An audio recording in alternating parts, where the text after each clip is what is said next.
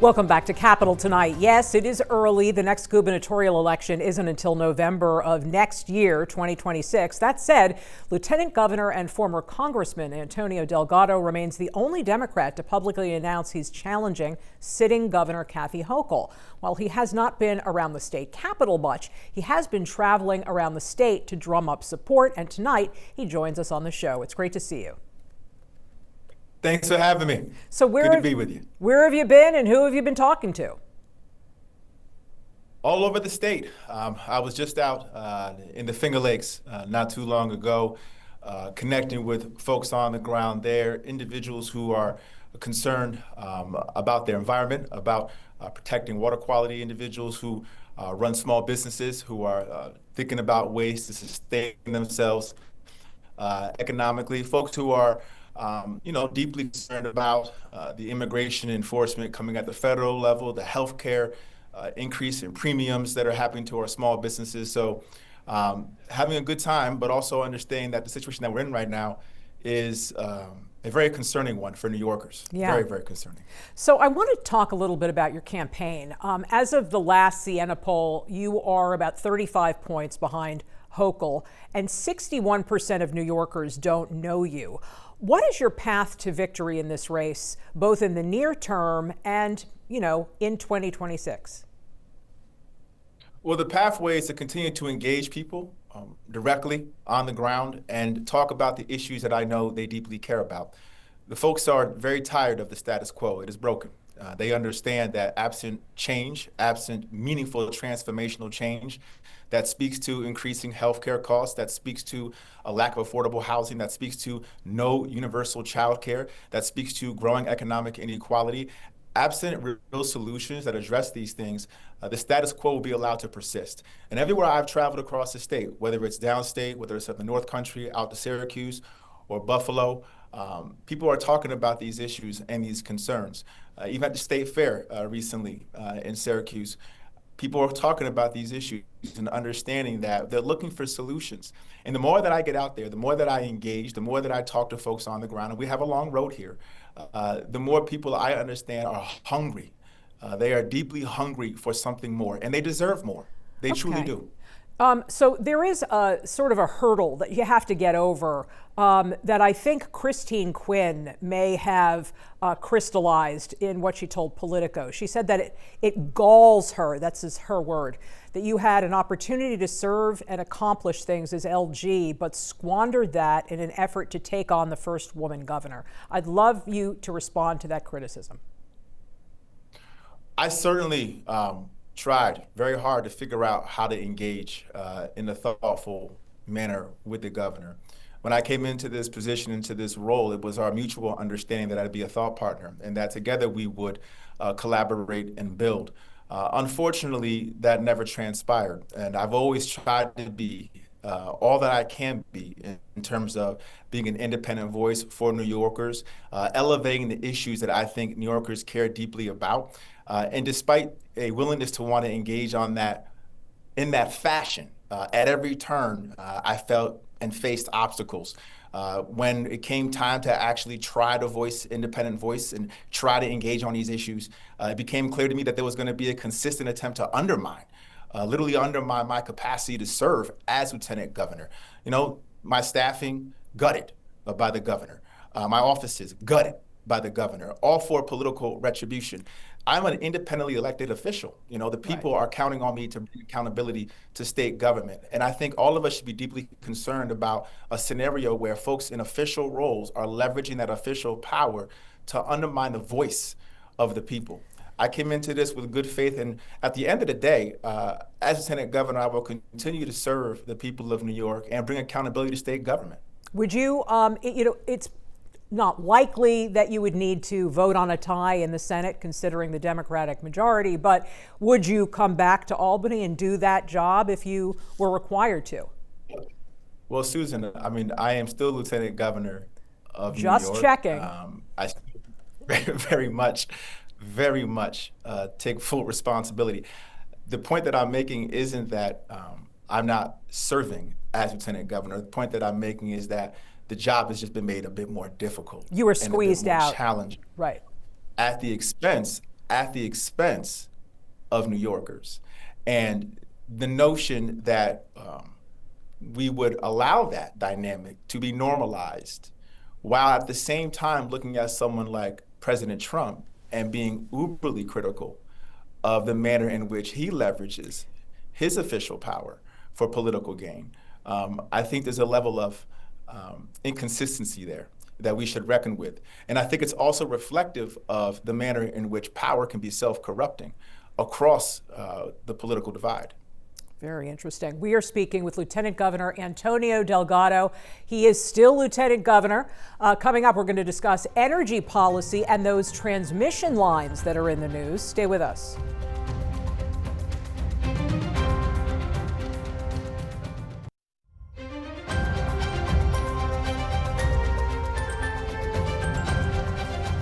Welcome back to Capitol Tonight. My guest is Lieutenant Governor Antonio Delgado. Let's talk energy. Over the past 5 years, New York has repeatedly rejected a couple of big gas pipelines, the Constitution and the Northeast Supply Enhancement line. After President Trump threatened an offshore wind project, there were reports of a wind power for pipeline deal between him and Governor Hochul. She's denied it. However, it is true that FERC, the Federal Energy Regulatory Commission, has breathed new life into the Northeast Supply Enhancement Project, and now the ball is in New York's court. Do you see this, Lieutenant Governor, as some sort of test for the governor? I think that it is a tragic outcome that we have to prevent. The notion that while we have a president, a sitting president, who has made it his business to cede state power, state authority when it comes to protecting communities within that state, here in New York specifically, and particularly when it comes to abiding by our laws, when it comes to the water quality of our laws that are meant to protect New Yorkers from harm. And these are the same water quality laws that have been in place for a long while, the same water quality laws that said these very pipelines should not be permitted. And ultimately put New Yorkers in harm's way. The fact that the governor is willing to sit down with Trump, it seems, to engage in this type of conversation and put New Yorkers at risk. And for what? For what is the ultimate question? So yes, we have a real responsibility here in New York for all state leaders. And certainly here in New York, we need state leaders to step up and say we're going to protect New Yorkers. We're not going to cave to Trump. We're going to actually abide by state law. We're going to be the leader in climate that we have long been, whether it's the CLCPA, which is the national leading climate legislation, whether it's making sure that we continue to have bold investment in renewable green energy sources. But the fact of the matter is right now the governor is taking a different posture. And in the process of doing so is literally putting New Yorkers in harm's way. All right. How would you have dealt with President Trump if you were governor, keeping in mind that Hochul did save that $5 billion Equinor project, the wind power project, by negotiating with President Trump?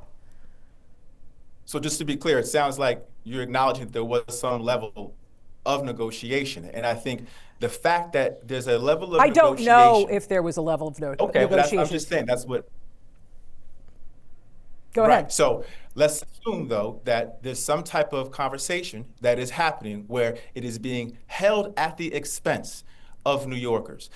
Keep in mind, we have laws here that are meant to protect New Yorkers from bad water. That is what it boils down to. And we have bold investment in renewable energy sources that would actually protect New Yorkers if we did that level of investment. Not to mention the fact, the affordability issue here. As we then proceed with these pipelines, assuming that we do, and the governor, by the way, is fast tracking this process with no public hearings, no public comment, literally just doing Trump's bidding. You're saying she's fast tracking the water quality permitting process. Permitting process. Okay. Yes, there have been no no public hearings, 45 days. This might be, if not the shortest, one of the shortest public hearing processes or accounting processes of any kind for a project of this nature. And so the notion that we have a president in Trump, who we know is not a good faith actor at all, that we're going to sit here and put New Yorkers in harm's way as a result. And by the way, in doing so, cost New Yorkers billions of dollars, cost New Yorkers billions of dollars that are only going to fatten the pockets of fossil fuel CEOs. and harm New Yorkers both economically and from a standpoint of health, it is deeply, deeply problematic. All right, And there is no justification for it, period. There's no justification for it. I have a bunch of questions here. National Grid claims that New York City and Long Island are at increased risk of a catastrophic gas system outage. And with Trump shutting down renewable energy projects like wind, don't you think that the governor has an obligation to the people of the state, especially when you consider the enormous energy needs of artificial intelligence and Micron, things like that? National Grid actually said that we do not have a shortage. Their tune has changed since Trump got into the fold. And I think it is important to acknowledge the change of tune when it comes to that. It's also important to acknowledge that as we build out these pipelines, we are going to be unloading billions of dollars on New Yorkers to have to compensate for. It's also important to note that we are a state that has committed to green energy goals and climate smart goals that require bold investment in transmission lines that reinforce our grid and get green energy to the grid. And instead of actually taking the necessary steps to invest in cheaper energy, by the way, in energy that'll actually bring down the cost of utilities for New Yorkers all across this state, we are being asked by Trump, and it seems to be co-signed by the governor, to double down on fossil fuel construction, which is actually going to increase the cost of utilities across this state. So, and again, while doing so, put New Yorkers in harm's way. There's a reason why these water quality permits were denied in the first place. Nothing has changed. The science hasn't changed. It's been denied multiple times. So Lieutenant Governor, so one of the right at the beginning of the conversation, you were talking about affordability, you were talking about childcare. One of the issues that Governor Hochul is bringing up about one of the reasons that she's sort of backing off the CLCPA goals, the time frame of the CLCPA goals, is because of affordability. She says that all of these, the renewable projects are taking a long time and they're going to cost ratepayers a lot of money. Do you agree with that perspective? That's flat wrong. It's flat wrong. Okay, why? It's flat wrong, Susan. The issue of why costs are going up, and this is the narrative that people fall victim to when they're not being moved by moral conviction and being moved by a vision for the state of New York. The fact of the matter is, with every dollar we invest in outdated, outmoded frack gas, it actually increases the cost of utilities. We are investing in outdated, outmoded systems of sourcing energy. And if you actually observe what it means to invest robustly in green energy, in renewable energy sources, it is cheaper, it creates jobs faster, and ultimately will push us in the direction that is needed to deal with not only the climate reality, but the economic realities folks are facing every single day here in New York. What ends up happening is you get these monopolies that have a grip on how the rates are being set. There's no accountability. They're allowed to just jack up the rates without any oversight at all, despite the fact there's been legislation to rein some of that in, but I have not heard the governor one time about that. And so let's rein those costs in. We are running out of time. Lieutenant Governor, okay. Real quickly, are you for the Hudson Valley Power Authority project that is being presented by Assemblywoman Sarah Hannah Shrestha and Senator Michelle Hinchey?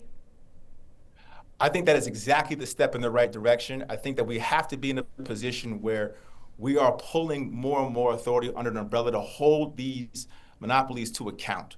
And if we don't do that, we're going to continue to see a runaway cost. So I like the direction that is pointing us in. We could talk for a long time more. Unfortunately, we're out of time. Lieutenant Governor Antonio Delgado is running against Governor Hochul for the Democratic nomination to be governor. I want to thank you so much for joining me. I appreciate it. Thank you for having me. Appreciate you. Thanks for watching our YouTube channel. Let Spectrum News be your resource for balanced, in-depth political coverage. And click the subscribe button here. You can also download our app and watch us on TV to learn more about the candidates, where they stand on the issues, and more. We'll see you then.